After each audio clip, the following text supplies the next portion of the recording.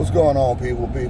Hey, listen, we got 10 minutes, 8 minutes before kickoff. NFL is back. NFL Sundays are back. NFL Mondays are back. Whatever. Today, I've had, back in the day, I used to smoke these, and I used to always do the Imperial No. 5. It's a red label. This is Gran Habano. This is the 20th anniversary for Gran Habano. It's a moderately priced stick. Most places have it anywhere between $9 to $10. Decent smoke. Has hints of pepper to it. So if you guys want to see how it looks, this is how it looks. This is the Gran Habano 20th edition. And this is what I'm going to start off with as my Falcons play today. And then I am going to top it off with a very rarity.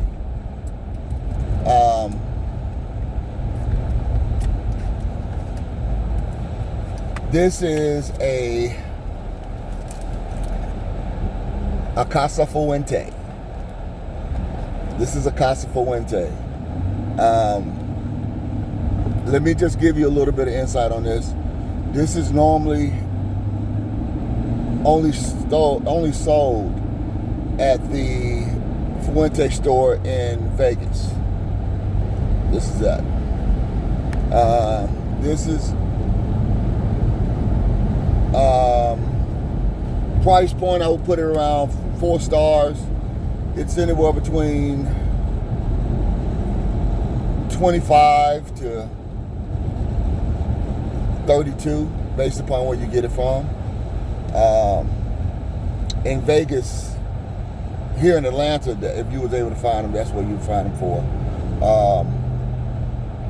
Maybe 38 at some places. But in Vegas, I think they're like 40 something, $50. Very, very aged tobacco. Good tobacco. Today, I just want to reach out to you and just, talk to you from me to you. Sometime you can have situations that'll pop off and people will have the best intentions. They always have the best intentions.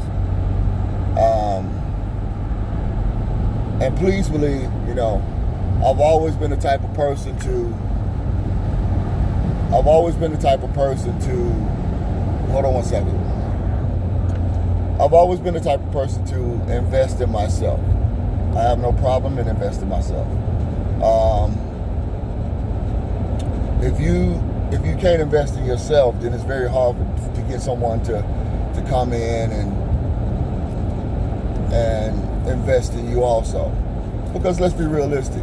A lot of times people are, they got good plans that they come across all the time. And they come across good proposals.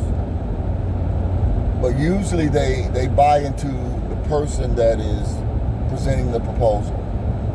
Now, let's be realistic. There are some people who want to see you succeed, and there are some people who want to see you fail. You have to identify what people you have around you that want to see you fail and the ones that want to see you succeed. Embrace, and I gotta say embrace the people that want to see you succeed. Even if you are not included or you're not in a relationship with them in that aspect, but they just genuinely want to see you succeed. You have some people that want to see you succeed with attachments. They want to see you succeed so they can get something out of it. those people are very sometiming. Those people are not, they're not good for your environment. And the quicker you can identify those type of people, the quicker you can go off as far as purging people out. Let me get my light up.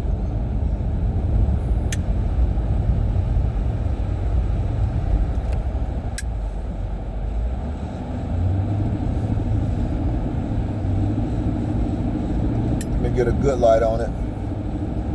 I apologize.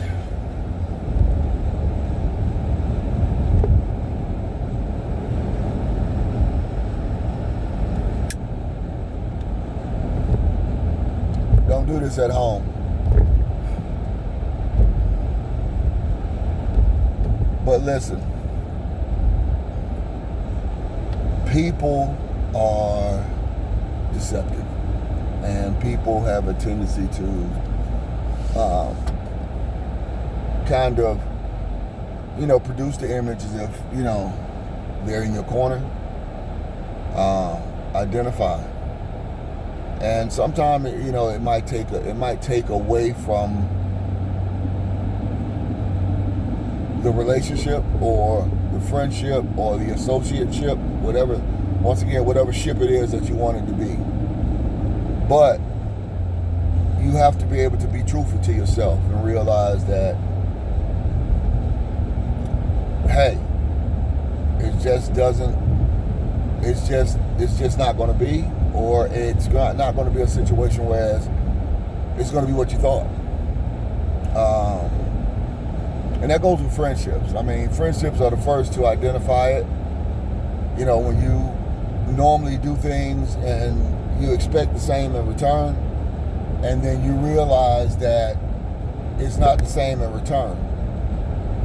And so, you have to identify the fact that you guys are on two different planes, two different paths. There's nothing wrong with it. It's just that, I see it from point A to point B, and you see it from point C to point D. And you got to both have similar goals. When you have similar goals and similar understandings, you can respect a person's dreams and desires, and try to help them out as much as you possibly can. But I think that you have to identify the fact that if a person is there for you, identify it. Because once that's pulled from you, once it's pulled from you, that's when you can identify the fact that it's gone. And when it's gone, it's gone. Sometimes, I've had friends where they may have looked at the relationship differently. What I call a friend might not be what someone else called friend. Something that my grandmother told me a long time ago, back when I was a lot thinner and had a head full of hair and I wasn't as gray, and I was, I thought I was doing my thing. She said to me that the people that you have in your life, I hope that they're in your life for who you are, not for what you have or what you can give to them. And for the longest, Mama, she raised me. My grandmother raised me. And so she said to me, hey, I hope that they love you for who you are and respect you for who you are, and they're a friend to you for who you are. Me being young and dumb, but yeah. That was it. They good. They good people. Well, of course, when something happens, that's when you find out. That's when you find out who is in your corner and who is not. I tell my son all the time, anybody can love you when you're on top. The key is to find somebody that can love you in the event that something was to happen to you. Would they be able to? Could they take care of you? That type of love. Now, my grandmother and grandfather had been together for a long time. And even up until the time that they passed away, my grandmother always took care of my grandfather. And it was an unbelievable thing to see. My godparents, who were very influential in my life, I've never seen that type of love in my life. My godfather was a hell of a man. My grandfather was a hell of a man. My grandfather on my mother's side, hell of a man. Hell of a man. My godmother was so beautiful. And the image of a lady, if you had to put an image of a lady up in the dictionary, my mother was it. She touched me dear to my heart. And she was there for me when I needed her to be there. And it's amazing how you go through life and things affect you and things, come across, and you look at it and you say, hey, listen, but what you got to do is you got to figure it out. And sometimes you have to do hard truths. You have to do truths that you can't blame anyone about where you are except yourself. If you're going to blame someone, the first thing you do is blame yourself. Because who put yourself in that situation? You did. And you have to be able to identify when you make a mistake and try to correct it. If you try to correct it, hey, that's the first sign of self-healing. Self-promotion. Understand your value and understand your worth. Sometimes you can want something so much to the point where you'll devalue yourself. But know, at the simple fact that this is what I am going to deal with, this is what I'm not going to deal with, and have a standard for yourself. Man, want more. Want more for your children. Want more for yourself. Women, same thing. Want more for yourself. Want more for your children. But be realistic in the simple fact of what's in front. Everybody can't be 10s. Everybody can't be 9s. Everybody can't be 7s. There got to be some 6s and some 5s. And of course we know that there's going to be some 4s, 3s, 2s, and some 1s. To some people, hell, shit, it might be some 0s. But that's not for me to determine. Because they say beauty is in the eye of the beholder. So based upon you as the holder will determine what that beauty is and what you want to have and what you want to deal with. But if, nobody should be mistreated, no one should be taken advantage of, and no one should misplace love and honest friendship that you have for them. Because once you pull that information, once you pull yourself out of that equation, they'll soon realize then, man, what's happening, what's going on. Hey man, you just doing you and I'm doing me. I tell people all the time, the problem is not, and I can only just speak for myself. When I say these things, I'm speaking for myself. The problem with me is not when I'm talking. The problem is when I stop talking. When I stop talking, I've told myself that this might not be for me. And so you identify that information. You recognize that information. Recognize good people. You know, what the energy that you give people, that's the same energy that you got to be willing to take back. If you rah-rah with somebody, expect for them to be rah-rah with you. If you respectful to someone, you deserve respect. You know, so understand what it is that you are set out to be. Understand your purpose. And when you understand your purpose,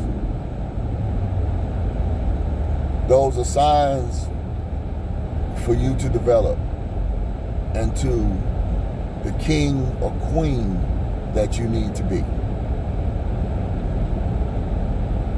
The stature and the pillar of your family. It doesn't mean that you always have money, but your standard and your style of play, your style of who you are, what you represent, those are all things that are what people are going to know about you. Those are the things that people are going to know. That's what they're going to say about you. In the event that something was to happen and things go wrong, what will people say about you? What will they say in memory of you? And that is what you have to look at and what you have to identify. That's it. This is once again, this is a natural. It doesn't have as much spice as normally some of your Gran Habano products. It's not as spicy, but it is very mild, medium. I would recommend this in the morning and in the afternoon. If it's in the evening, you're probably going to want something with a little bit more body to it. It'll probably be not enough for an evening nightcap. And understand the word nightcap. After you have had a great meal, after you have drunk what you're going to drink, and if you do indulge in a cigar, this is supposed to be the nightcap. This is supposed to end your night off. After a meal, after your alcohol or spirits, this comes right behind it. And it's just supposed to mellow you completely out. So I want to say thank you for listening. When I talk to you from my heart. You know, and I want to see people be successful. Once again, I'm doing the Gran Habano 20th edition. Smoke with your boy. Smoke well, my friends.